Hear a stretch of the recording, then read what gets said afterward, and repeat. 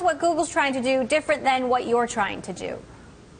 Good morning. I think that there's a lot of similarities. I think probably the key difference between what they're trying to do and what we're trying to do specifically is that we're looking to work across the whole spectrum of your healthcare needs, including some of the administrative stuff. And right now they're focusing strictly on purely symptoms management.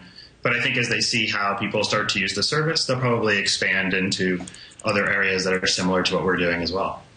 So what do you think about what they're trying to do?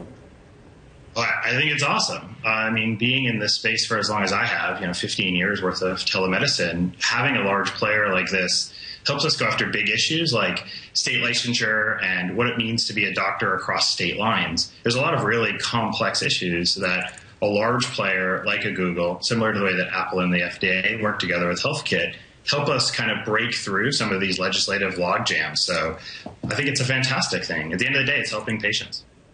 So is it legislative issues? I mean, why isn't telemedicine more common at this point? I mean, some of my doctors don't even use email. Sure. I think that it's very easy for us to blame doctors and to say, oh, doctors must be in a place that they're not technology savvy. I think it's a huge mistake. Most of the doctors we know, they simply want to help people wherever they are. Part of the problems with email and other systems are things like security, certainly payment structures. It's unclear how an insurance company pays a doctor for a consult over email, for example. And then there is legislative. I mean, it's a state licensure issues. And while there is state-to-state reciprocity in some cases, it is a big issue, actually, that's really retarded the growth of telemedicine for a long, long time. Now, one of the problems is as much as information about medicine and medical symptoms has proliferated on the internet, anyone who's ever been sick and has looked at the symptoms online, you see the worst case scenario and you think you're going to die. What about quality control here? How do we know that we're getting the best advice from the people we're going to be speaking with at Google or, in your organization? Yeah, well, in our organization, that's why we partnered with the Mayo Clinic. And Mayo Clinic's both an investor and a part of our service delivery because they're simply the best in the world. And so when you work with organizations that are that high of quality, I think that's got to be part of the goal. But in general, doctors who are licensed are still high quality. I think the key difference is there's lots of studies out there that show if you're searching and reading text articles on the internet, there's a lot of chance that the quality is low. I think there's something to be said for the human interaction. If we're using technology to scale great doctors and great experiences like the Mayo Clinic, that you don't have to go to Rochester, Minnesota or Arizona or places like that to get great care, then that's a win-win for the patients at the end of the day. So, yes, you should be a little skeptical about everything leading to cancer or Viagra on the internet. But at the same time, there's a lot of very high-quality doctors out there. We have to figure out as technologists how to scale them. I'm seeing more health-focused companies like yours come across my desk.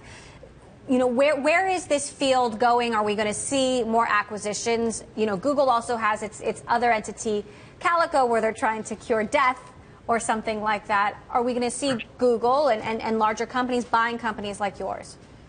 Yeah, well, I certainly, it's a little early to speculate on whether they'll buy ours, but certainly I think you will see some consolidation in the space.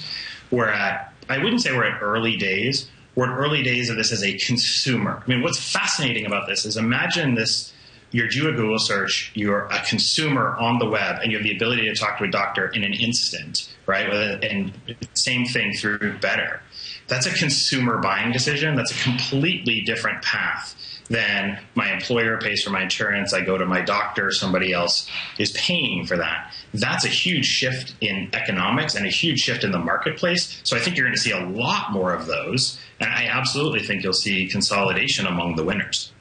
And quickly, are there enough healthcare professionals out there, quality healthcare professionals out there, to satisfy the demand? There's certainly an opportunity. You've seen a lot of specialization, and as you've seen general practitioners come down in scale and a lot of specialists, this might allow us to connect to exactly the type of doctor we need at the time we need it, rather than just any old doctor.